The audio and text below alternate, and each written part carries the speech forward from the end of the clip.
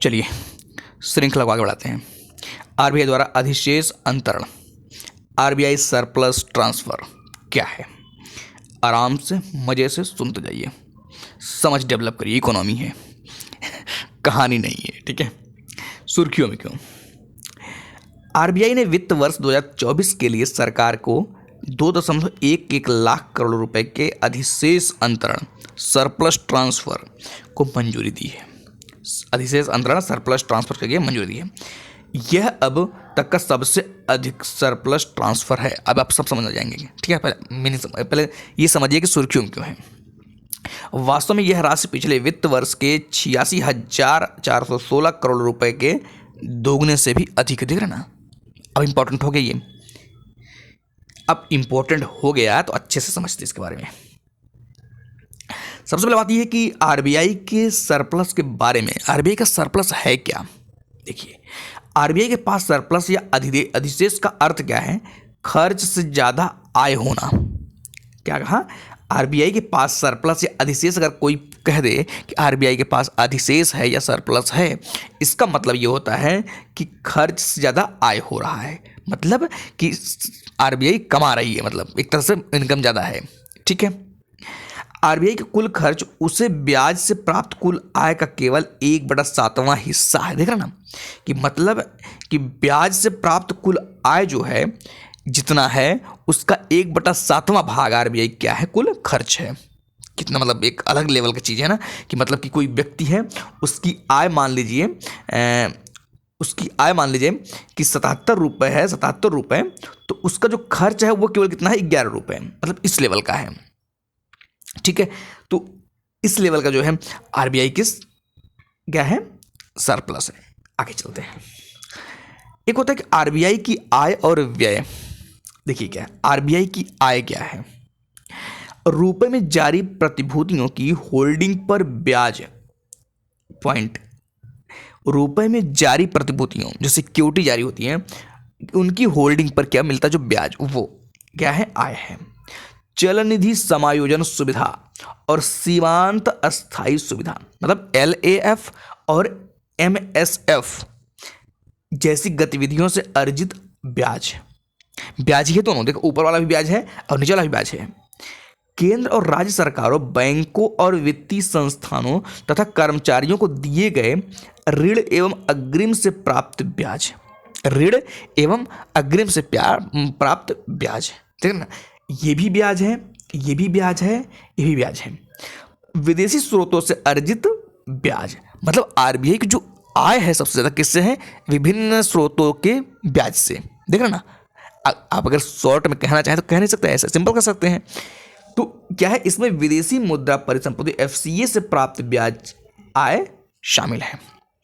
ये तो रहा आरबीआई की आय। अगर आपसे सिंपल कोई पूछे कि आरबीआई की आय किससे होती है, तो आपको ये बात पता होना चाहिए कि आरबीआई की आय किससे होती है? ब्याज से होती है। अब किस कौन कौन से ब्याज होती है ये आप डिटेल में देख लीजिए। अब बात आती है, अब आता क्या है? आरबीआई का व्यय। आरबीआई का व्यय कैसे होता है? देखिए, थोड़ा सा जूम कर दें, ये वाला पॉइंट। आरबीआई अपनी आय का एक बड़ा हिस्सा जोखिम से निपटने, रिस्क प्रोविजन पर व्यय करता है, जैसे आकस्मिकता निधि और परिसंपत्ति विकास निधि। एक होता है आकस्मिकता निधि और एक होता है कौन सा? परिसंपत्ति विकास निधि। आरबीआई क्या है? दो जगहों पर क्या करता है? अपना व्यय करता है। अब सवाल यह है कि आकस्मिकता व्यय क्या है और परिसंपत्ति विकास निधि क्या है? देखिए, आकस्मिकता निधि, ठीक है, कंटिजेंसी फंड CF और ADF। देखिए, इसके तहत किसी अप्रत्याशित स्थिति, मतलब अचानक कोई स्थिति जो रैंडम हो, स्थिति से निपटने के लिए राशि अलग रखी जाती है आकस्मिकता में। उदाहरण के लिए प्रतिभूतियों की वैल्यू में मूल्यह्रास, मतलब सिक्योरिटी अचानक से क्या हो जाए, जो बॉन्ड है उनकी जो है वैल्यू अचानक से गिर जाए उसके उस समय, या मौद्रिक दर नीति से जुड़े जोखिम, कि मतलब कि मौद्रिक नीति से संबंधित कोई CRR SLR ऐसा कुछ, मतलब या कोई समस्या आ जाए तो उससे रिलेटेड है। परिसंपत्ति विकास निधि क्या है? Asset development fund ADF। इसमें क्या है कि इसके तहत आरबीआई की इस सब्सिडियरी कंपनियों और संबद्ध संस्थानों में निवेश और आंतरिक कार्यप्रणाली के लिए पूंजी व्यय किया जाता है। क्लियर बात। अब देखिए नोटों की छपाई, देख रहे ना, ये सब किसके अंडर में है, तो आपको पता ही होगा आरबीआई के। तो क्या है, नोटों की छपाई, रुक जाइए थोड़ा सा, है ना, क्या है, नोटों की छपाई, एजेंसी शुल्क, कर्मचारियों पर हुए खर्च आदि, ये सब क्या है, आरबीआई के खर्च हैं। और मैंने आपको बता दिया कि आरबीआई के अधिशेष क्या होता है, ये भी क्लियर बात हो गई। अब चर्चा किस पे करते हैं कि आरबीआई द्वारा सरकार को सरप्लस ट्रांसफर करने से संबंधित प्रावधान क्या क्या है, इसको जरा आसानी से समझ। क्या कहा कि आरबीआई द्वारा सरकार को सरप्लस ट्रांसफर करने से संबंधित प्रावधान। देखिए आरबीआई अधिनियम 1934, मैंने आपको बोला था, अगर आपने नहीं पढ़ा जाकर इसको अच्छे से पढ़ लीजिए। आरबीआई अधिनियम 1934 बहुत फेमस है, ठीक है। इस अधिनियम की धारा 47 में प्रावधान किया गया है कि आरबीआई द्वारा अपने परिचालन से अर्जित किसी भी तरह का लाभ केंद्र को ट्रांसफर किया जाएगा। लिखा गया है, ऐसा नहीं कि आरबीआई जो है सरकार को खुश करने के लिए पैसा दिया है। ठीक बात है कि मतलब किसी भी तरह का जो लाभ होगा किसको ट्रांसफर करेगा, केंद्र को। एक चीज क्लियर हुई। समितियों की सिफारिशें, अब समितियां कुछ सिफारिश की, कौन कौन सिफारिश की है इसको समझिए। कि मालेगाम समिति एक है, 2013 में आई थी, है ना। मालेगाम समिति क्या है, मालेगाम समिति की सिफारिशों के बाद सरकार को ट्रांसफर किए जाने वाले सरप्लस में क्या हुई है, बढ़ोतरी हुई है। ठीक है, तो एकदम इकोनॉमी एकदम क्लियर रखिए, नहीं तो पता चला कि कहाँ जाएगा पता भी नहीं चलेगा, उड़ता बहुत तेज दिमाग से, है ना। देखिए क्या है, आर्थिक पूंजी फ्रेमवर्क, ईसीएफ, बिमल जालान समिति, बहुत फेमस, आपने बिमल जालान की चर्चा बहुत सुनी होगी। क्या है, किसकी सिफारिशों के आधार पर केंद्र को ट्रांसफर की जाने वाली सरप्लस राशि निम्नलिखित आधार पर की जाती है। किस आधार पर की जाती है, रियलाइज्ड इक्विटी, आकस्मिकता निधि में मौजूद राशि। आकस्मिकता निधि को आरबीआई की बैलेंस शीट के 6.5% से 5.5% की सीमा के भीतर बनाए रखा जाता है और उसके बाद शेष बची अतिरिक्त राशि किसको, सरकार को ट्रांसफर कर देता है। तो ये चीज ये होगा। एक आता सीजीआरए, आर्थिक पूंजी सीजीआरए, इसमें क्या है, अच्छा बैलेंस शीट आपको पता होगा, उम्मीद है कर आपने थोड़ी सी भी इकोनॉमी पढ़ी हुई तो बैलेंस शीट पता होगा। एक तरफ जो है इनकम होता है, एक मतलब कि एक तरफ व्यय होता है, एक तरफ आय होता है, तो पता होगा आपको। इसे बैलेंस शीट के 20.8 से 25.4% की सीमा में रखा जाता है और शेष राशि सरकार को ट्रांसफर कर दी जाती है। ठीक है, अब सवाल ये है सीजीआरए क्या है। देखिए सीजीआरए से आशय क्या है, मुद्रा और स्वर्ण पुनर्मूल्यांकन खाता। मुद्रा मतलब पैसा, स्वर्ण पुनर्मूल्यांकन खाता स्वर्ण वाला, ठीक है। इसमें पूंजी रिजर्व जोखिम से निपटने के लिए राशि, जिसको रिस्क प्रोविजन बोलते हैं, और पुनर्मूल्यांकन शेष, ठीक है, रिवैल्यूएशन बैलेंसेस शामिल होते हैं। ये रहे कुछ पॉइंट, ठीक है। अब कौन सी बात आती है, एक आता है अर्थोपाय अग्रिम योजना। क्या है, अर्थोपाय अग्रिम योजना, ways and means WMA advance scheme. अब ये है क्या, सुर्खियों में क्यों है, देखिए हाल ही में आरबीआई ने, रिजर्व बैंक ऑफ इंडिया, हाल ही में आरबीआई ने राज्यों और संघ शासित प्रदेशों की अर्थोपाय अग्रिम सीमा को मौजूदा 47,010 करोड़ रुपए से बढ़ाकर 60,118 करोड़ रुपए कर दिया है। क्या कहा, संघ शासित प्रदेशों की अर्थोपाय अग्रिम सीमा ये बढ़ाई गई है। अब इसके बारे में थोड़ा सा चर्चा करते हैं कि यूपीएससी कैसे क्वेश्चन बना सकती है और आप इसमें कितनी अपनी समझ विकसित कर सकते हैं। सबसे पहले क्या बात आती है कि अग्रिम आय क्या है, अर्थोपाय अग्रिम क्या है, WMA। देखिए ये प्राप्तियों और व्यय में तत्कालिक अंतर को पूरा करने के लिए, क्या कहा, प्राप्तियों मतलब जितना प्राप्त हो रहा है और जितना व्यय हो रहा है में तत्कालिक अंतर को, मतलब इसके बीच जो गैप आता है, जैसे कि मान लीजिए 5 रुपये आया और 10 रुपये गया, इसके बीच अंदर गैप कितना, 5 रुपये का। इसी तरीके से जो तत्कालिक गैप है, जो तत्कालिक अंतर है, क्या देखिए कि ये प्राप्तियों और व्यय में तत्कालिक अंतर को पूरा करने के लिए आरबीआई द्वारा राज्यों और संघ शासित प्रदेशों को दिए जाने वाले अग्रिम है। किसको? आरबीआई द्वारा किसको दिया जाता है? राज्यों और संघ प्रदेशों को। संघ शासित प्रदेश, ध्यान रखिएगा, दोनों टाइप के राज्य हैं, एक राज्य है, एक संघ शासित प्रदेश है, को दिए जाने वाले क्या होते हैं? अग्रिम होते हैं। इस सुविधा का लाभ केंद्र सरकार उठा सकती है, ध्यान रखिएगा, ऐसा नहीं केंद्र सरकार लाभ नहीं उठा सकती है, केंद्र सरकार इस सुविधा का लाभ उठा सकती है। ठीक है, उसके बाद आता है प्रकार। इसके दो प्रकार हैं, कौन कौन से? सामान्य अर्थोपाय अग्रिम है एक, और विशेष अर्थोपाय अग्रिम। एक है सामान्य अर्थोपाय अग्रिम, एक है विशेष अर्थोपाय अग्रिम। देखिए, विशेष अर्थोपाय अग्रिम को अब विशेष आहरण सुविधा के रूप में जाना जाता है। क्या? विशेष अर्थोपाय अग्रिम को, ठीक है, किस रूप से? एसडीएफ, आपने सुना होगा, एसडीएफ जरूर सुना होगा भाई, इकोनॉमी का थोड़ा बड़ा पढ़े हैं तो एसडीएफ तो सुने होंगे, नहीं सुने हम ये भी नहीं सुने हैं सर, हम बस केवल जो गाना सुनते हैं। चाहिए गाना थोड़े गाना ये तो भाई पढ़े होंगे इसको। देखिए क्या है, सबसे पहले किसी राज्य संघ शासित प्रदेश को विशेष अर्थोपाय अग्रिम प्रदान किया जाता है। क्या? किसी राज्य या संघ शासित प्रदेश को इसकी सीमा समाप्त होने के बाद, मतलब विशेष अर्थोपाय अग्रिम की सीमा खत्म हो जाए तो क्या होता है? उसे सामान्य अर्थोपाय अग्रिम मिलता है। मतलब पहले विशेष वाला मिलेगा, फिर उसके बाद सामान्य वाला मिलेगा, यह ध्यान रखिएगा। विशेष अर्थोपाय अग्रिम की ब्याज दर सामान्य अर्थोपाय अग्रिम की ब्याज दर से क्या होती है? कम होती है। मतलब कि जो पहले दिया जा रहा है, विशेष और जो पहले दिया जा रहा है, उसका जो ब्याज दर है वो बाद में दिए जाने वाले के ब्याज दर से क्या होता है?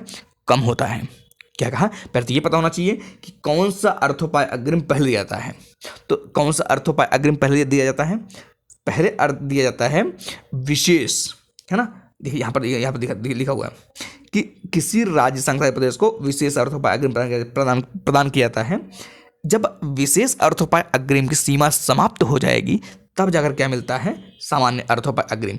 और ये भी ध्यान रखिएगा कि विशेष अर्थोपाय अग्रिम की ब्याज दर सामान्य अर्थोपाय अग्रिम की ब्याज दर से क्या होती है? कम होती है। ठीक है, अब देखिए, ब्याज दरें रेपो दर से जुड़ी होती हैं, एकदम अलग नहीं होती हैं। ध्यान रखिएगा कि ब्याज दरें जो होती हैं वो रेपो रेट से जुड़ी होती है। क्लियर बात। उसके बाद क्या आता है कि राज्यों और संघशासित प्रदेशों के पास, पॉइंट ध्यान रखिएगा, राज्यों और संघशासित प्रदेशों के पास अर्थोपाय अग्रिम के अलावा, राज्यों और संघशासित प्रदेशों के पास अर्थोपाय अग्रिम के अलावा ऋण प्राप्त करने के लिए कुछ अन्य महत्वपूर्ण वित्तीय समायोजन साधन भी मौजूद हैं। मतलब कि जो राज्य हैं, जो संघ शासित प्रदेश हैं, इनको तो एक बार एक चीज़ तो कि अर्थोपाय अग्रिम मिलता है, ये बात तो ठीक है, लेकिन इसके अलावा भी ये ऋण ले सकते हैं। अब ये ऋण कैसे ले सकते हैं? एक है एसडीएफ और एक है ओडी। क्या? विशेष आहरण सुविधा एक है और एक क्या है? ओवरड्राफ्ट है, ओडी। ये दो सुविधाएं जिससे कि ये क्या कर सकते हैं? ऋण ले सकते हैं। अब देखिए कि ये साधन यानी इंस्ट्रूमेंट आरबीआई अधिनियम 1934 के तहत शासित होते हैं। ठीक है, अब सवाल ये आती है कि जो ये एसडीएफ है और जो ये ओडी है, ओवरड्राफ्ट सुविधा, ये दोनों क्या हैं? इसमें क्या मतलब फ़र्क दिख रहा है, क्या अंतर है, कुछ इसके बारे में देखते हैं। ये देखिए, आप अगर मन करे तो आप देख लीजिए, शॉर्ट में लिखा हुआ जो था कि ये जो आपका ईसीएफ हुआ या currency and gold revolution account, ठीक है ना, एसडीएफ की फुल फॉर्म क्या है, स्पेशल ड्राइविंग फैसिलिटी, ये सब देख लीजिएगा। चलिए, अब सबसे बड़ा बात क्या कर लेते हैं, कितना बड़ा है थोड़ा एक बार देख लेते हैं,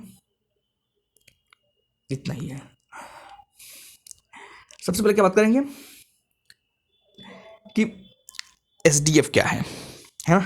देखिए, एक होता है consolidated sinking fund, guarantee redemption fund, CSF, GRF, auction treasury bill, ATB आदि को गिरवी कोलेटरल रखकर राज्य इस सुविधा का लाभ उठा सकते हैं। क्या कहा? सीएसएफ, नहीं पता हो गूगल जाकर सर्च करिएगा, सीएसएफ, जीआरएफ, एटीबी, इन सब को गिरवी रख करके राज्य क्या कर सकते हैं? इस सुविधा एसडीएफ का फायदा उठा सकते हैं। याद रखिएगा कि सीएसएफ और जीआरएफ कुछ राज्यों द्वारा आरबीआई के पास रखी गई आरक्षित निधियां हैं। मतलब कि आरबीआई के पास रखी गई आरक्षित निधि है, रिजर्व है ये किसके पास, आरबीआई के पास। कौन रखता है, राज्य रखते हैं किस रूप में, सीएसएफ और जीआरएफ के रूप में। अब ये सीएसएफ क्या है, जीआरएफ आपको देखा कि जीआरएफ होता है गारंटीड रिडेम्पशन फंड और सीएसएफ क्या होता है, कंसोलिडेटेड सिंकिंग फंड। ये बात क्लियर हो गई होगी कि एसडीएफ के बारे में।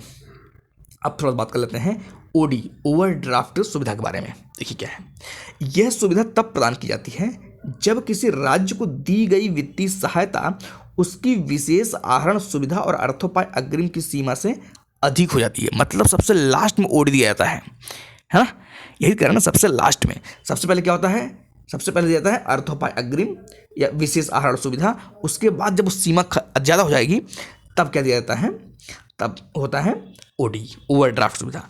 आमतौर पर राज्य सरकारें, संसदीय प्रदेश लगातार 14 दिनों तक ओवरड्राफ्ट सुविधा का लाभ उठा सकते हैं। हालांकि आरबीआई इसे बढ़ा भी सकता है, केंद्र सरकार नहीं, आरबीआई बढ़ाएगा, ये चीज़ ध्यान रखिएगा। उम्मीद है कि ये सारी बातें आपको जो है क्लियर एकदम समझ में आ रही होंगी, ठीक है। उसके बाद देखिए क्या होता है, नेक्स्ट क्या है, कौन सा आर्टिकल है ये, आरबीआई से संबंधित अन्य महत्वपूर्ण घटनाक्रम। ये क्या है, इसको जरा समझते हैं, इसमें क्या क्या पॉइंट आते हैं। सबसे पहले क्या है, ऋण जमा अनुपात, मतलब सीडीआर है ना, सीडीआर क्रेडिट डिपॉजिट रेशियो। आराम से सुनिएगा, समझिएगा, इकोनॉमी है, मजेदार सब्जेक्ट है। आरबीआई ने बैंकों के ऋण जमा अनुपात पर चिंता व्यक्त की करते हुए इसे कम करने की सलाह दी। किसने दी, आरबीआई ने। अब सवाल ये है कि जब इसे कम करने की सलाह दी तो ऋण जमा अनुपात क्या है। पॉइंट ये है कि ऋण जमा अनुपात क्या है। अब इसको पहले समझिए कि ऋण जमा अनुपात क्या है। देखिए, ऋण जमा अनुपात वास्तव में किसी बैंक द्वारा, आरबीआई नहीं, किसी बैंक द्वारा, कोई भी बैंक हो सकता है, अपनी कुल जमा राशि के सापेक्ष, मतलब उसके पास जितनी जमा राशि है, सापेक्ष दिए गए ऋणों के प्रतिशत को दर्शाते हैं। क्या, दिए गए ऋणों के प्रतिशत को दर्शाते हैं। क्या कहा, फिर से सुनिएगा कि ऋण जमा अनुपात जितना जमा किया गया और जितना ऋण दिया गया है, किसी बैंक, मतलब कोई बैंक है, उसके पास कितना जमा किया गया है पैसा और उसमें से वो कितना परसेंट ऋण दे देता है, यही क्या है, ऋण जमा अनुपात है। बात क्लियर है। जैसे किसी के पास मान लीजिए 100 रुपये जमा हो गया है, अब इसमें से उसने जो है 5 रुपये, 10 रुपये, 10%, 5% क्या कर दिया है, ऋण दे दिया है, तो यही क्या हो गया, ऋण जमा अनुपात। क्लियर बात। अब देखिए उसमें क्या, इसके बाद क्या होता है, यह बैंक में जमा धनराशि, मैंने बताया बैंक में जमा धनराशि और बैंक द्वारा इसमें से वितरित ऋण का क्या है, अनुपात है। मतलब क्या कि जमा, ऋण जमा, देखिए जमा कहाँ रहेगा, ऊपर कर लीजिए, बटा इसमें से, देखिए ध्यान समझिएगा, यह बैंक में जमा धनराशि और बैंक द्वारा इसमें से वितरित ऋण, जो ऋण वितरित किया गया, ये रेशियो है, दोनों के बीच क्या है, अनुपात है। इसमें से वितरित ऋण का अनुपात है। देखिए, उच्च ऋण जमा अनुपात यह बताता है कि बैंक के संसाधनों का बड़ा हिस्सा ऋण के लिए उपयोग किया गया है। उच्च ऋण का मतलब है, ठीक है। इससे क्या होता है, और थोड़ा सा हटा दे इसको, बहुत बारीकी चीज होते हैं, थोड़ा सा लापरवाही हुई कि कॉन्सेप्ट इधर हो गया। देखिए क्या है, उच्च ऋण जमा अनुपात यह बताता है कि बैंक के संसाधनों का बड़ा हिस्सा, बैंक के संसाधन, यहां पर क्या कह रहा, संसाधनों का बड़ा हिस्सा ऋण देने के लिए उपयोग किया जाता है। लेकिन यह क्या क्या क्या लिखा है, उच्च ऋण जमा अनुपात, मतलब जो CDR है, अगर ये बहुत ज़्यादा है, इसका मतलब ये है कि ज़्यादा संसाधन ऋण के रूप में क्या किया गया है, उपयोग किया गया है। अगर मतलब CDR बढ़ने से ये पता चलता है कि ऋण ज़्यादा दिया गया है। क्लियर बात? कन्फ्यूजन एकदम नहीं होनी चाहिए, और 2-3 बार इसको समझिए अच्छे से। और क्या होता है कि इससे आर्थिक समृद्धि को बढ़ावा मिल सकता है, लेकिन इससे बैंकों की पूंजी पर भी जोखिम बढ़ सकता है। मतलब कि अगर जैसे 100 रुपये है, 100 रुपये में से अगर मान लीजिए 90 रुपये ऋण दे दिया गया, तो जब बहुत ज़्यादा दे दिया गया है ना भाई, ये तो बहुत ज़्यादा दे दिया गया कि ऋण जो है ऊपर रखा गया है ना, ऋण दे दिया गया। अब इसमें क्या होता है कि इससे आर्थिक समृद्धि को बढ़ावा मिल सकता है। कब? जब इसका बहुत ज़्यादा यूटिलाइजेशन हो जाए। लेकिन इससे क्या होता है कि पूंजी पर जोखिम भी हो सकता है। क्यों? क्योंकि मान लीजिए किसी तरीके से क्या कि मान लीजिए कि ये जो है ऋण दिया गया और ख़त्म हो जाए, मिले ही ना, तब क्या करेंगे? तो क्या हो गया, यहाँ पर जोखिम बढ़ जाएगा। क्लियर बात? देखिए, RBI की वित्तीय स्थिरता रिपोर्ट के अनुसार क्या है, 2005 के बाद से ऋण जमा अनुपात दिसंबर 2023 में बढ़कर 78.8% के चरम स्तर पर पहुंच गया था। 75% से अधिक ऋण जमा अनुपात वाले 75% से अधिक बैंक निजी क्षेत्र के बैंक हैं। ठीक है, ये रहा कुछ आपका जो है ऋण जमा अनुपात, मतलब ऋण फिर जमा है ना, कितना ऋण दिया गया, ये आपका ऋण हो गया, जमा हो गया, रेशियो हो गया, ऋण जमा अनुपात। ठीक है, ये कुछ रहे पॉइंट आपके। अब देखते हैं आगे क्या है।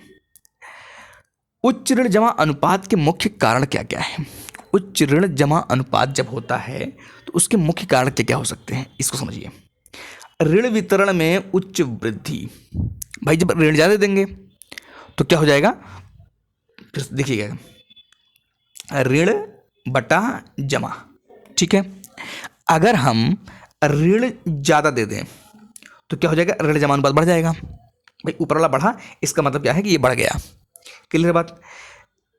इसमें क्या अब इससे क्या होता है, ऋण जमा अनुपात अगर बढ़ गया तो इससे क्या होगा, इसे देखिए कि ऋण जमा अनुपात अगर बढ़ता है, खुदरा ऋण में वृद्धि जारी है, जिससे वाहन खरीदने के लिए लोन, पर्सनल लोन आदि शामिल है। ठीक है, व्यवसायों और MSME क्षेत्र को दिए जाने वाले ऋणों में क्या है, ऋणों में वृद्धि जारी है।